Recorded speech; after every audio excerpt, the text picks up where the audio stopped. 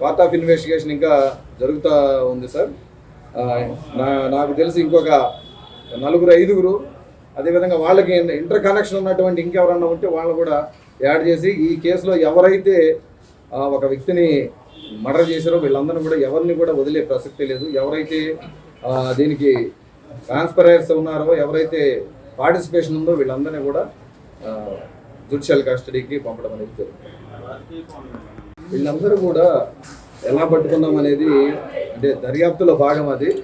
So వీళ్ళందరూ కూడా వినుకొండ పట్టణానికి వచ్చినప్పుడు వీళ్ళందరి మధ్య కూడా ఒక స్నేహపూరితమైనటువంటి వాతావరణం, పండగలప్పుడు కానీ వేరే సందర్భాల్లో కానీ, ముఖ్యంగా మొన్న జరిగిన తొలి ఏకాదశి పండగ అదే రోజు ముస్లిం పండగ కూడా రావడం, ఈ సందర్భంలో అందరూ కూడా ఒకసారి గ్యాదర్ అవ్వాలన్నటువంటి ఉద్దేశంతో ఇక్కడ గ్యాదర్ అవ్వడం, ఆ రోజంతా కూడా కలిగి తిరగడం. సో సైంటిఫిక్ అనాలిసిస్ని బట్టి కూడా వీళ్ళ మధ్య ఉన్నటువంటి కన్వర్జేషన్ బట్టి కూడా తర్వాత వాళ్ళు గ్యాదర్ అయినటువంటి ఏరియాలో ఉన్నటువంటి సీసీ ఫుటేజ్ ఆధారం కూడా వీళ్ళందరూ కూడా ముద్దాయిలుగా పక్కా కన్ఫర్మేషన్ చేసిన తర్వాత వీళ్ళ రిమాండ్ పంపుతారు.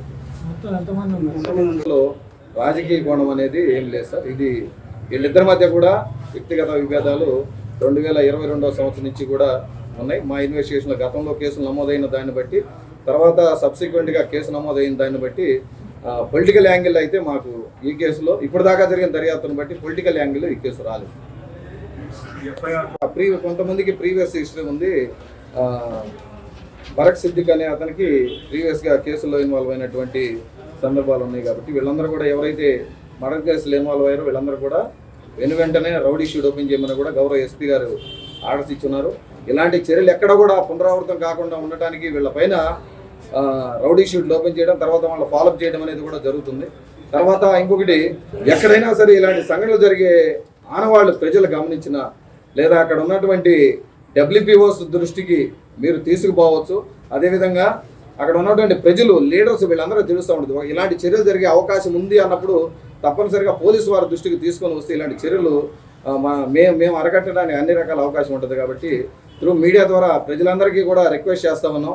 మేము ఈ ఏరియాలో ఎక్కడైనా చిన్నపాటి స్వల్ప ఘర్షణలు జరిగి గతంలో అయినా సరే అవి మళ్ళీ చిలికి గాలి వానయ్యి ఇలాంటి చర్యలకి దారితీస్తాయన్న సంఘటనలు ఏదైనా జరిగితే తప్పనిసరిగా మా దృష్టికి తీసుకురావాలని గౌరవ ఎస్పీ గారు మాకు సెల్ కాన్ఫరెన్స్లో, అదేవిధంగా సెట్ కాన్ఫరెన్స్లో పదే చెప్తా ఉంది. ప్రీవియస్ హిస్టరీ ఏదైనా ఉండి దానివల్ల మళ్ళీ అది చిలికి గాలివాన్ అయ్యి అది పెద్ద ఎలాంటి ఉపద్రవాలు దారితీసేటువంటి ప్రమాదాలు ఉంటే తప్పనిసరిగా మా దృష్టికి తీసుకువస్తే మేమే ఆడకొచ్చి ఆ సమస్యని పరిష్కరించేటువంటి అవకాశం ఉంది. లేదా ఎవరైనా ఇలాంటి చర్యలు పదే పునరావృతం చేస్తూ ఉంటే వాళ్ళ ముందే ఎగ్జిక్యూటివ్ మేజిస్ట్రేట్ గారి ద్వారా బైండ్ ఓవర్ చేయడం అనేది కూడా జరుగుతూ ఉంటుందని తెలియజేస్తాం. ఆఫ్ ఇన్వెస్టిగేషన్లో వీళ్ళు చెప్పేటువంటి కన్ఫెషన్ బట్టి కానీ, సాక్షులు చెప్పే సాక్ష్యాన్ని బట్టి కానీ వాళ్ళ రోల్ ఎస్టాబ్లిష్ అయితే తప్పనిసరిగా వాళ్ళు కూడా అరెస్ట్ చేసి వాళ్ళు కూడా రిమాండ్ పంపడం జరుగుతుంది. జరిగి ఉన్నాయి. దాని తాలూకు కేసులు కూడా ఇటు కొంతమంది అటు కొంతమంది మీద కూడా కేసులు నమోదై ఉన్నాయి.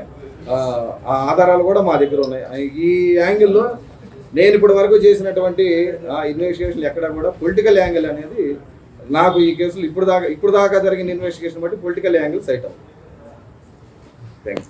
సేకరించినటువంటి సమాచారాన్ని బట్టి ఇంకా కొద్దిగా వాళ్ళని ఇప్పుడు డిస్ప్లే చేయలేనటువంటి పరిస్థితి, చాలా లిమిటేషన్స్ ఉన్నాయి. కాబట్టి వాళ్ళ అవసరం ఇంకా కూడా ఉంది. అంటే ఇన్వెస్టిగేషన్ పార్ట్ ఆఫ్ ఇన్వెస్టిగేషన్ ఇప్పుడు మీకు డిస్ప్లే చేయాలి.